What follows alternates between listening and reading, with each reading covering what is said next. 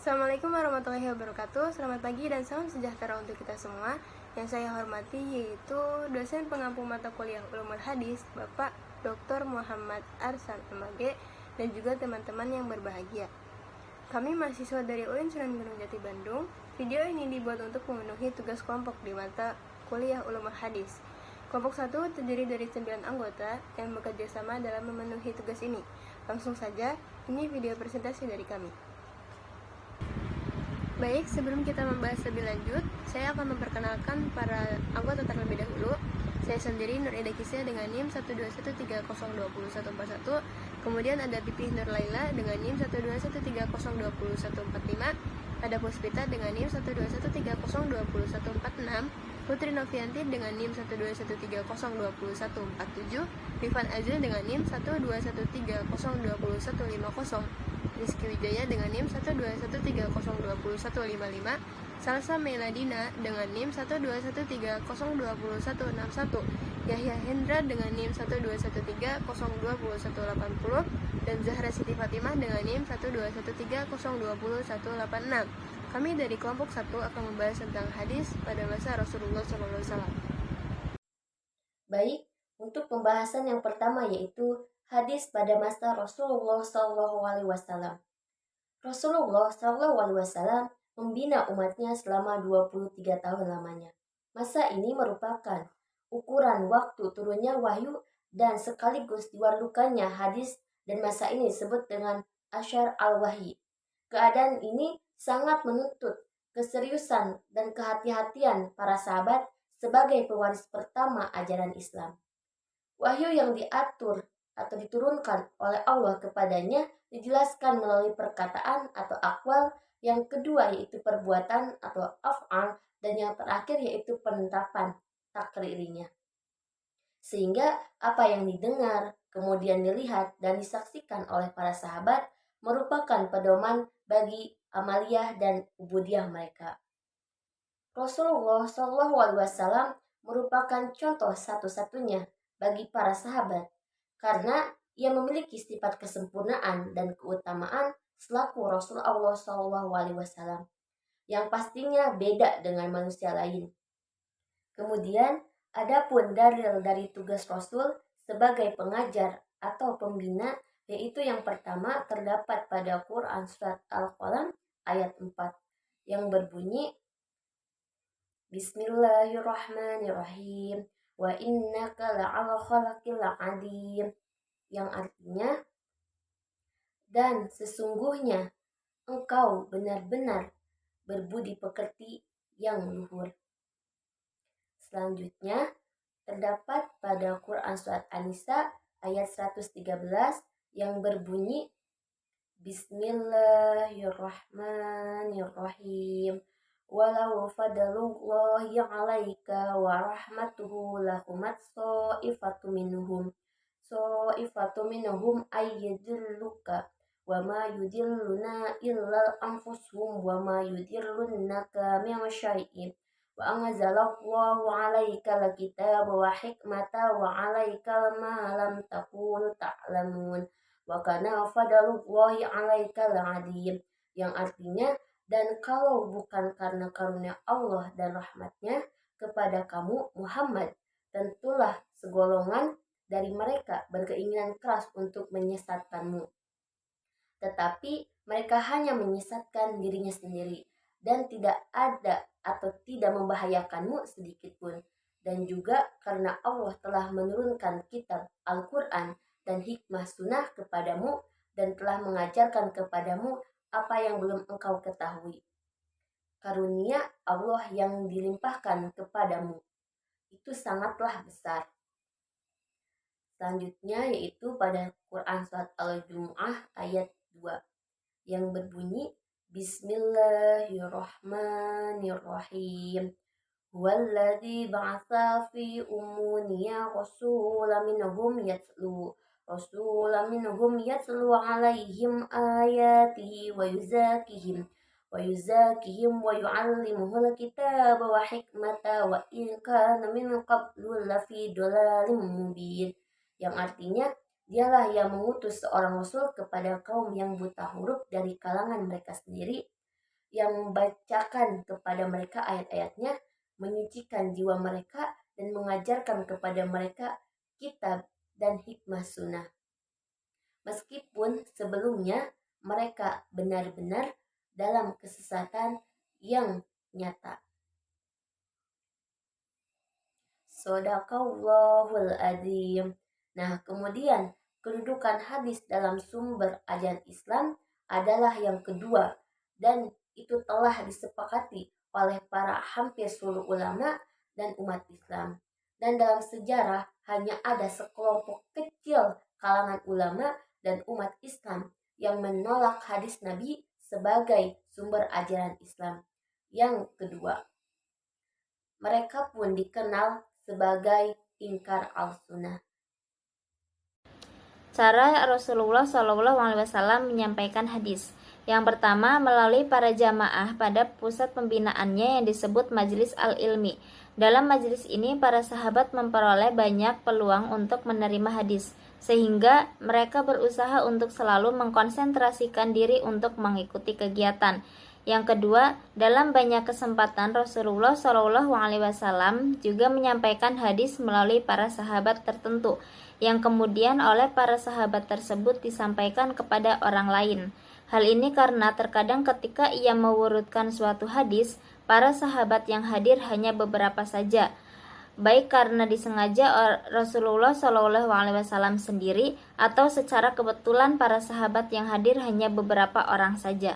Yang keempat, melalui ceramah atau pidato di tempat terbuka, seperti ketika Fat Makkah dan Haji Wada, ketika menunaikan ibadah haji pada tahun 10 Hijriah atau 631 Masehi, Rasulullah SAW menyampaikan khutbah yang sangat bersejarah di depan ratusan ribu kaum muslimin yang melakukan ibadah haji, yang isinya banyak terkait dengan bidang muamalah, siasah, jinayah, dan hak asasi manusia. Dan yang kelima, melalui perbuatan langsung yang disaksikan oleh para sahabatnya, yaitu dengan jalan musyahadah, seperti yang berkaitan dengan politik-politik ibadah dan muamalah, peristiwa-peristiwa yang terjadi pada Rasulullah SAW dan sahabat, kemudian beliau menjelaskan hukumnya dan harta itu tersebut di kalangan umat Islam. Menurut riwayat Bukhari, Ibnu Mas'ud pernah bercerita bahwa untuk tidak melahirkan rasa jenuh di kalangan para sahabat, Rasulullah SAW menyampaikan hadisnya dengan berbagai cara, sehingga membuat para sahabat selalu ingin mengikuti pengajiannya. Ada beberapa cara Rasulullah SAW menyampaikan hadis kepada para sahabat, yaitu yang pertama melalui para jamaah yang ada pada pusat pembinaannya yang disebut Majelis Al-Ilmi.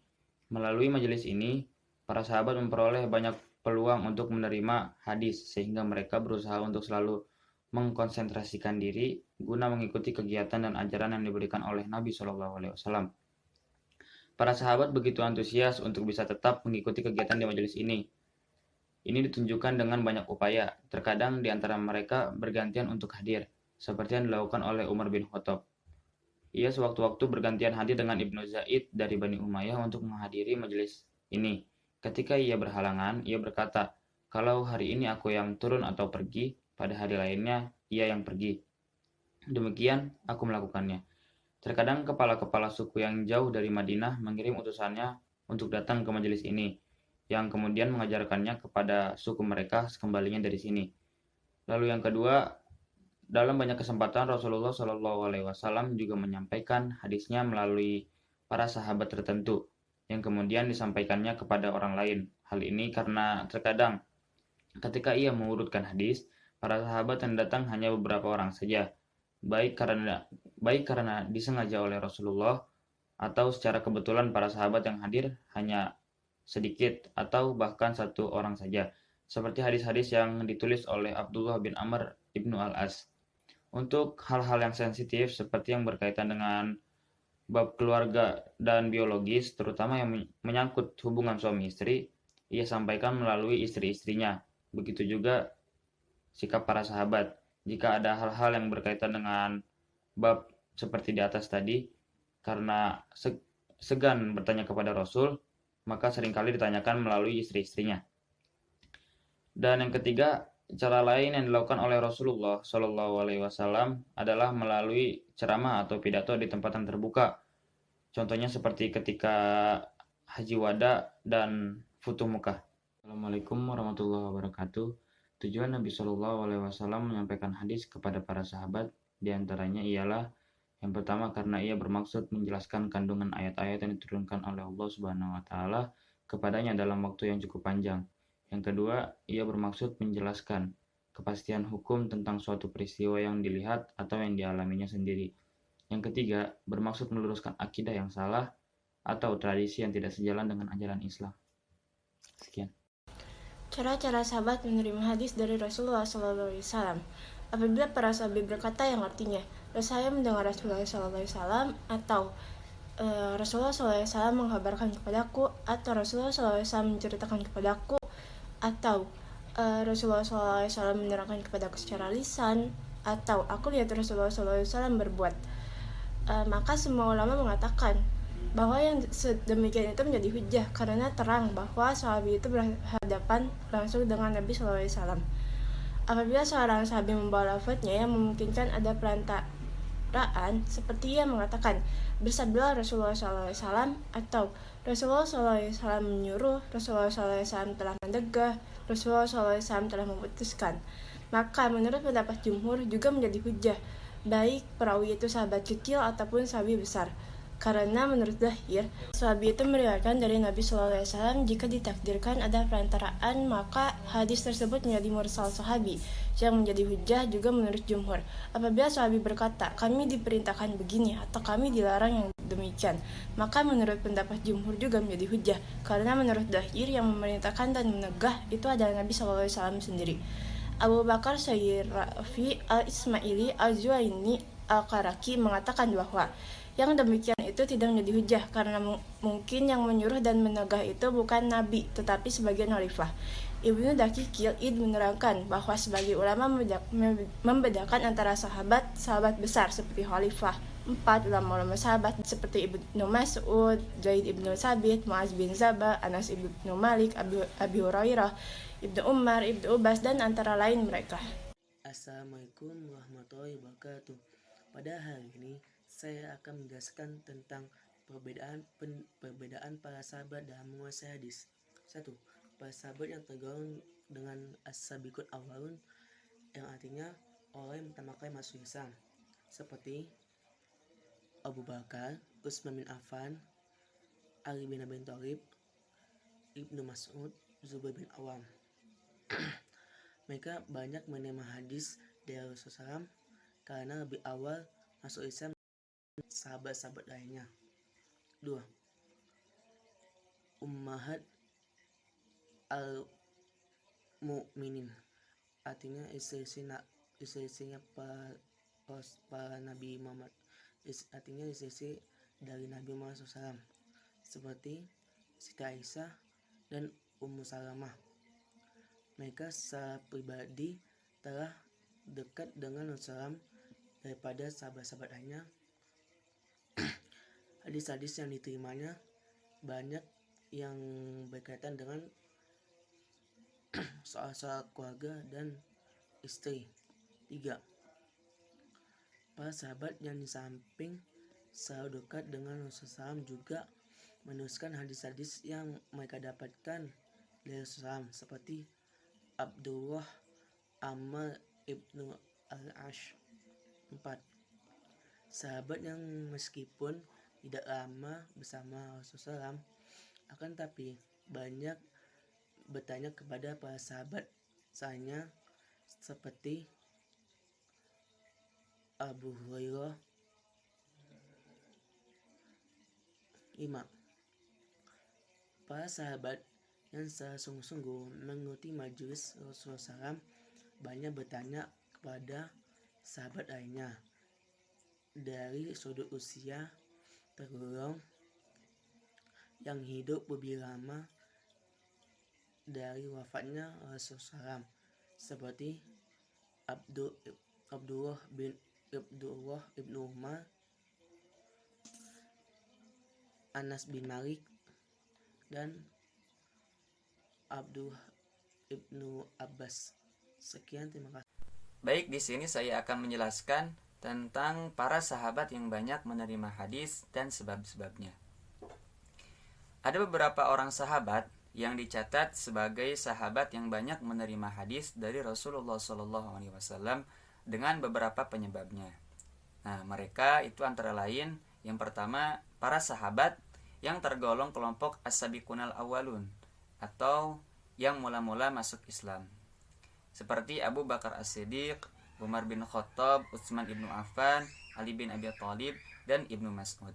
Nah, mereka banyak menerima hadis dari Rasulullah SAW karena lebih awal masuk Islam dari sahabat-sahabat lainnya. Yang kedua yaitu Ummahat al-Mu'minin atau istri-istri Rasulullah SAW, seperti Siti Aisyah dan Ummu Salamah. Mereka secara pribadi lebih dekat dengan Rasulullah SAW daripada sahabat-sahabat lainnya. Dan hadis-hadis yang diterimanya banyak berkaitan dengan soal-soal keluarga dan pergaulan suami istri. Yang ketiga, para sahabat yang di samping selalu dekat dengan Rasulullah SAW juga menuliskan hadis-hadis yang diterimanya, seperti Abdullah Amr ibnu Al-As. Yang keempat, sahabat yang meskipun tidak lama bersama Rasulullah SAW akan tetapi banyak bertanya kepada para sahabat lainnya, seperti Abu Hurairah. Yang terakhir, para sahabat yang secara sungguh-sungguh mengikuti majelis Rasulullah SAW banyak bertanya kepada sahabat lain dari sudut usia tergolong hidup lebih lama dari wafatnya Rasulullah SAW, seperti halnya Abdullah ibnu Umar, Anas ibnu Malik, dan Abdullah ibnu Abbas. Di sini saya Putri Novianti akan sedikit membahas mengenai menghafal hadis. Untuk memelihara kemurnian dan mencapai kemaslahatan Al-Quran dan hadis sebagai dua sumber ajaran Islam, Rasul menempuh jalan yang berbeda. Terhadap Al-Quran, beliau secara resmi menginstruksikan kepada para sahabat supaya ditulis di samping dihafal. Sedangkan terhadap hadis, beliau hanya menyuruh menghafalnya dan melarang menulisnya. Secara resmi dalam hal ini, beliau bersabda yang artinya, "Janganlah kalian tulis apa dariku selain Al-Quran. Barang siapa yang menulis dariku selain Al-Quran, hendaklah dihapus. Ceritakan apa saja yang diterima dariku, itu tidak mengapa. Barang siapa berdusta atas namaku dengan sengaja, hendaklah ia menempati tempat duduknya di neraka."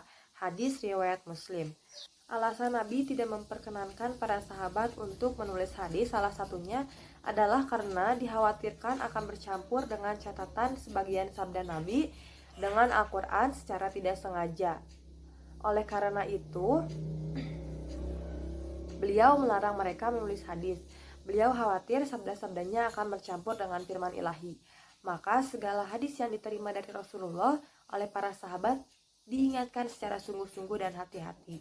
Mereka sangat khawatir akan ancaman Rasul untuk tidak terjadi kekeliruan tentang apa yang diterimanya. Ada dorongan kuat yang cukup memberikan motivasi kepada mereka, para sahabat, dalam kegiatan menghafal hadis tersebut. Yang pertama, karena kegiatan menghafal hadis merupakan budaya bangsa Arab yang diwarisinya sejak praja. Yang kedua, Rasul banyak memberikan spirit melalui doa-doa. Seringkali beliau menjanjikan kebaikan akhirat kepada mereka yang menghafal hadis dan menyampaikan kepada orang lain. Menulis hadis. Di balik larangan Rasul, seperti pada hadis Abu Sa'id Al-Khudri di atas, ternyata ditemukan sejumlah sahabat yang memiliki catatan-catatan dan melakukan penulisan terhadap hadis dan memiliki catatan tersebut. Berikut yang pertama, Abdullah bin Amr Al-As yang memiliki catatan hadis yang menurut pengakuannya dibenarkan oleh Rasul, sehingga diberinya nama Al-Syahibah Al-Syadikah. Menurut suatu riwayat diceritakan bahwa orang-orang Quraisy mengkritik sikap Abdullah bin Amr karena sikapnya selalu menulis apa yang datang dari Rasul. Mereka berkata, "Engkau tuliskan apa saja yang datang dari Rasul, padahal Rasul itu manusia yang bisa saja bicara dalam keadaan marah." Kritikan ini disampaikannya kepada Rasul, dan Rasul menjawabnya dengan mengatakan yang artinya, tulislah demi zat yang diriku berada di tangannya, tidak ada yang keluar daripadanya kecuali yang benar. Hadis riwayat Bukhari. Hadis-hadis yang terhimpun dalam catatannya ini sekitar 1000 hadis yang menurut pengakuannya diterima langsung dari Rasul ketika mereka berdua tanpa ada orang lain yang menemaninya. Lalu yang kedua dari Jabir bin Abdillah bin Amr al-Ansyari yang memiliki catatan hadis dari Rasul tentang manasik haji. Hadis-hadisnya kemudian diriwayatkan oleh Muslim. Catatannya ini dikenal dengan Sahifah Jabir. Lalu yang ketiga Abu Hurairah al-Dausi. Ia memiliki catatan hadis yang dikenal dengan Al-Sahifah Al-Sahihah. Hasil karyanya ini diwariskan kepada anaknya yang bernama Haman. Sekian presentasi yang kami sampaikan. Saya kembalikan lagi kepada moderator. Terima kasih kepada pemateri yang telah menyampaikan materi masing-masing. Berlanjut ke acara berikutnya, yaitu penutup. Di sini saya akan menyampaikan kesimpulan. Allah Subhanahu wa Ta'ala telah mengutus Nabi Muhammad SAW untuk menyampaikan ajaran Islam kepada umat manusia. Ajaran Islam ini diwahyukan kepada Nabi yang kemudian dikodifikasikan dalam satu mushaf yang dinamakan dengan Al-Quran. Selain dari ayat-ayat Al-Quran, ajaran Islam juga bersumber kepada ucapan dan perbuatan Nabi kita sendiri yang disebut dengan hadis. Sebagaimana halnya dengan Al-Quran, hadis juga telah dipelihara dengan baik sejak dari urutnya dari Rasulullah SAW sampai dengan sekarang. Hadis yang merupakan sumber hukum Islam. Yang kedua, selain berfungsi menjelaskan tentang Al-Quran, berfungsi juga menguatkan hukum-hukum Al-Quran dan menetapkan hukum-hukum yang tidak didapati dalam Al-Quran. Penjelasan di atas memperlihatkan betapa pentingnya kedudukan hadis. Dalam hubungannya dengan Al-Quran, malah Al-Quran lebih butuh kepada hadis daripada kebutuhan hadis kepada Al-Quran. Karena tanpa hadis, Al-Quran tidak bisa dipahami dan dijabarkan secara sempurna. Terima kasih. Mohon maaf jika ada kekurangan dari kelompok kami. Akhirul kalam. Assalamualaikum warahmatullahi wabarakatuh.